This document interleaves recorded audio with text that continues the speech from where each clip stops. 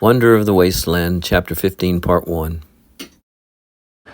Adam ran with the strides of a giant, and he came up to a man, ragged and dirty, crawling wearily along, dragging a canteen through the sand.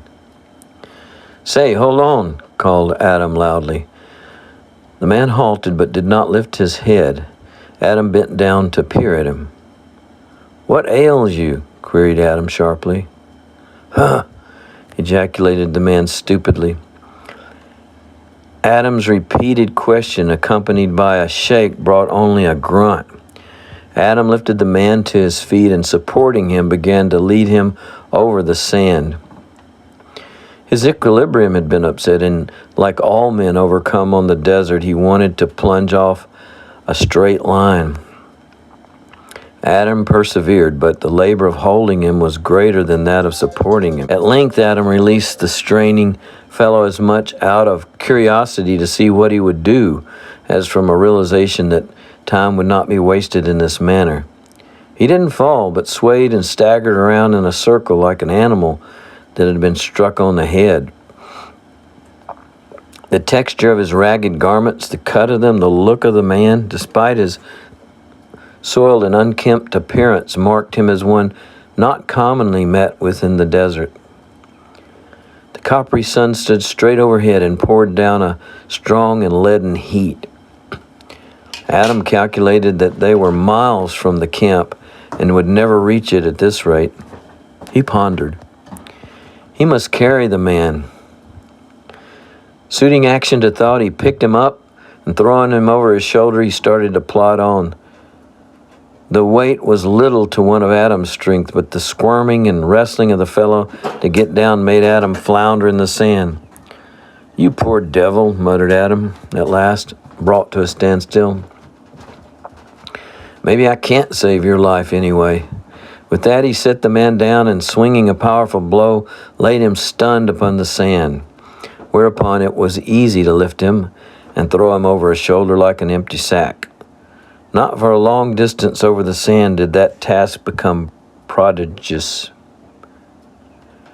But at length the burden of a heavy weight and the dragging sand and the hot sun brought Adam to a pass where rest was imperative. He laid the unconscious man down while he recovered his breath and strength. Then he picked him up and went on. After that he plodded slower, rested oftener, weakened more perceptibly. Meanwhile, the hours passed, and when he reached the huge gateway in the red iron mountain wall, the sun was gone and purple shadows were mustering in the valley. When he reached the more level field where the thick-strewn boulders lay, all before his eyes seemed red. A million needles were stinging his nerves, running like spears of light into his darkened sight. The limit that he had put upon his endurance was to reach the shack. He did so, and he was nearly blind when the woman's poignant call thrilled his throbbing ears. He saw her, a white shape through the ruddy haze. Then he deposited his burden on the sand. "Oh," the woman moaned, "he's dead." Adam shook his head. Pity, fear, and even terror rang in her poignant cry, but not love. "Ah, you saved him. Then he's injured. There's a great bruise. He breathes so heavily." While Adam sat panting, unable to speak, the woman wiped her husband's face and worked over him. "And fell into a stupor like this, but not so deep. What can it be?" "Poison here," choked Adam.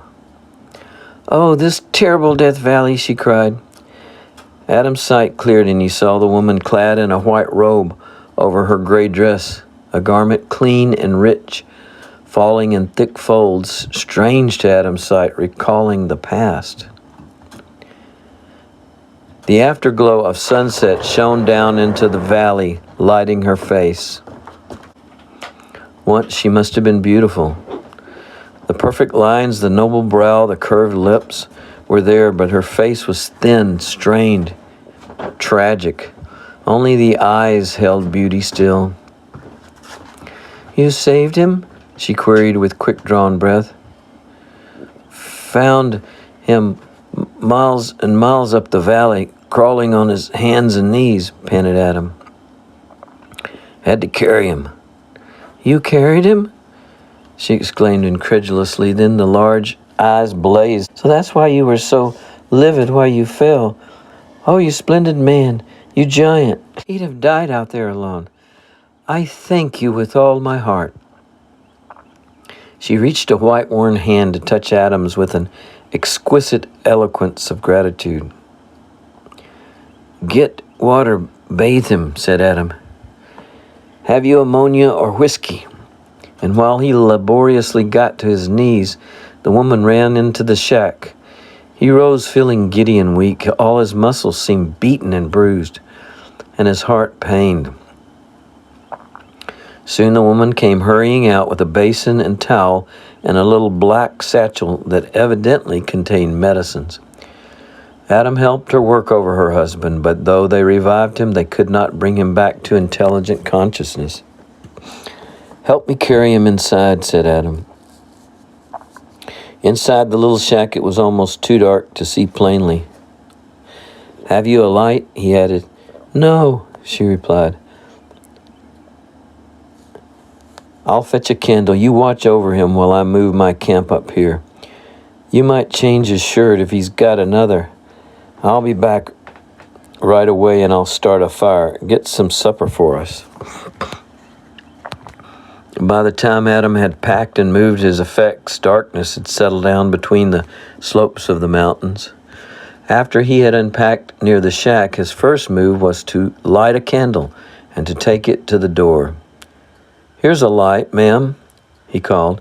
She glided silently out of the gloom, her garments gleaming ghost-like and her white face with its luminous eyes dark and strange as midnight, looking like a woman's face in tragic dreams. As she took the candle, her hand touched Adam's. "Thank you," she said. "Please don't call me ma'am. My name is Magdalene Veery." "I'll try to remember. Has your husband come to yet?" "No, he seems to have fallen into a stupor. Won't you take a look at him?" Adam followed her inside and saw that she marked his lofty height. The shack had not been built for anyone of his stature. "How tall are you?" she murmured. The candle did not throw a bright light, yet by its aid Adam made out the features of the man whose life he had saved. It seemed to Adam to be the face of Lucifer, whose fiendish passions were now restrained by sleep. Whoever this man was, he'd suffered a broken heart and a ruined life. "He's asleep," said Adam. "That's not a trance or stupor. He's worn out. I believe it'd be better not to wake him." "You think so?" she replied with quick relief. "I'm not sure. Perhaps if you watch him a while, you can tell. I'll get some supper and call you."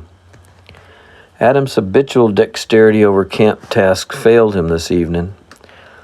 Presently, however, the supper was ready, and he threw brush on the fire to make a light. "Miss Veery," he called at the door, "come and eat now." End of chapter 15, part 1.